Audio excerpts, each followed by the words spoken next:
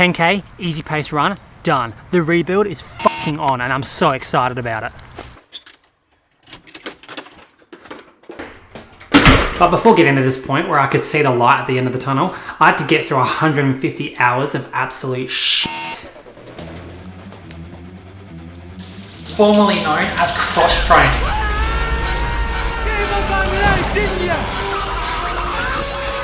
I mean, it could have been worse. I could have just rested for 11 weeks, but I didn't. I actually trained around 13 hours per week, which is pretty crazy when you think about it. Last week, I did 16 hours. What? And my body actually doesn't feel too bad. Like, my ankle feels really good. I'm back to doing plyometrics again. It's basically like a brand new ankle. Though my hips have felt a little bit tight after runs, so I've just been taking it a little bit easy and putting off starting sessions for another couple of weeks. But here's the most interesting thing about running that I've learned after cross-training so much. Running is the most potent way of exercising. Like, everything is dialed up to 11. Your muscles work harder, your heart works harder, your joints and bones get way more load. I know all about that. And you get the most fitness gain per amount of time that you actually spend running compared to anything else. Such a good exercise. Probably even the perfect exercise, but it's not that straightforward. It's like walking a tightrope. One moment you could be going along really well, and then all of a sudden an injury comes out of nowhere and you're having weeks and weeks off and everything sucks and your hemoglobin goes down and your PBs are gone, you can't race, and everything just sucks. Game over. Done. So during this depressing injury phase, I had nothing else to do but to just try all these different cross-training methods out to see which ones suck and which ones are actually good. And so that's what this video is about. The mile race at the Prefontaine Classic. Epic race. That absolutely gets me so hyped for the Olympics. But more selfishly, this dude here makes me way more excited for the next couple of months. I missed indoors through injury, I missed most of the fall through injury as well. So I've spent more time on the bike than I have running, to be honest. So clearly cross-training works because this guy ran a 3:47 mile off 6 weeks of running after spending months just cross-training on Swift. He didn't even start running until the start of April and he had 2 stress fractures over the Christmas period. What the fuck? Absolutely nuts. So maybe I am destined to emulate this same kind of fitness boost just from smashing out lots of cross training. I'm not going to run a 3:47 mile, but I might be able to run a couple of fast 5Ks. Who knows? But this dude is an absolute mutant, for sure. The Grand Cross Training Experiment, a systematic analysis. Cross training, definition. The action or practice of engaging in 2 or more sports or types of exercise in order to improve fitness or performance in one's main sport. My main sport, running. Well, hopefully. All right, let's do it.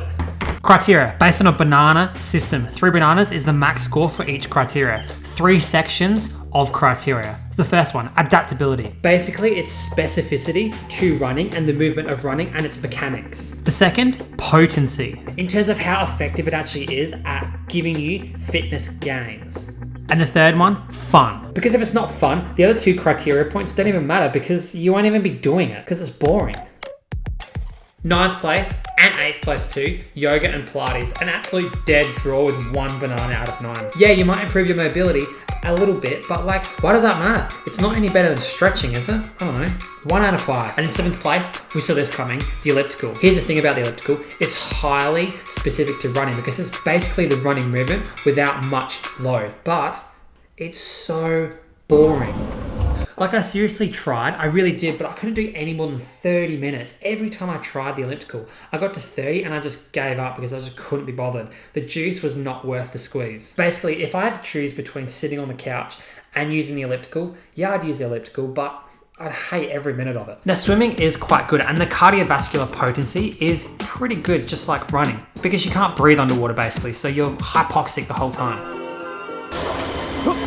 But swimming is just not specific enough to be really that beneficial for running and preventing losing running mechanics when you're injured cross-training. You could do anything else. Like the elliptical is probably a little bit better for that, but swimming is probably a little bit more fun. 5th place, strength training. Now, if you're smart, you can actually mimic a lot of running specific movements during strength training to make it as specific as possible. Plus, it actually helps to build up your body and prevent further injuries when you do get back to running. And it's also fun, but you get no cardiovascular benefit at all from strength training compared to running. So it's going to score really low on that. Fourth place, hiking. You can get pretty fit off hiking. I went on one hike with a missus and it was really fun. I'll give it that. And if I was to do hiking all the time and, just pick up the pace a little bit like an ultra runner, you could log some serious miles and get some serious base fitness in your legs. So, fourth place, hiking, not too bad. Third place is aqua jogging. Look, I did a couple of sessions of this and it's really fun. And yeah, you can get your heart up really high in the pool because it's so hard, especially when the water is quite high, like above your waistline. But everyone at the swimming center is probably gonna laugh at you. And I felt really awkward running around in circles over and over and over for like 20 minutes in the kiddies pool. It wasn't very good.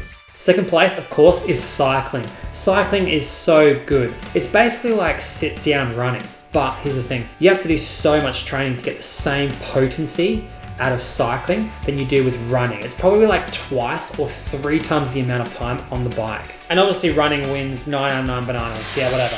But has all this rubbish helped me over the last 13 weeks? Well, it's kind of complicated. So one way to look at this would be to look at my load. I'll show you what I mean. So here's me before, a decent base build. And for what it says here, my base fitness at its absolute highest was 120. Now this is back when I was running, and as you can see, running training is super potent with load.